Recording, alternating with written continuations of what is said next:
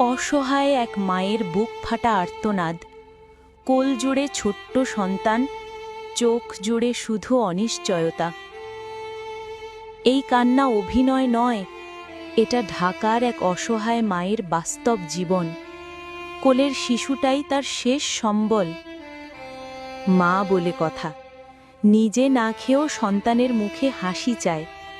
এই দুঃখের আর্তনাদ কি আমরা শুনব না? কথা বলছে না শব্দ, কথা বলছে এক অসহায় মায়ের চোখ। একটা শেয়ারই হতে পারে এই মা সন্তানের জন্যে নতুন আশার শুরু। মানবতা আজও বেঁচে আছে, প্রমাণ করুন।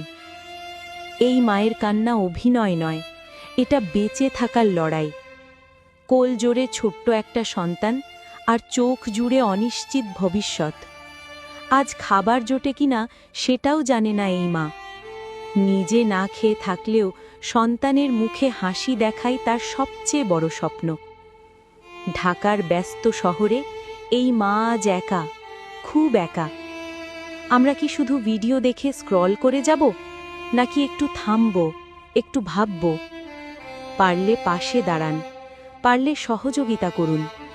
একটা শেয়ারও এই মা সন্তানের জীবনে নতুন আশার আলো জ্বালাতে পারে।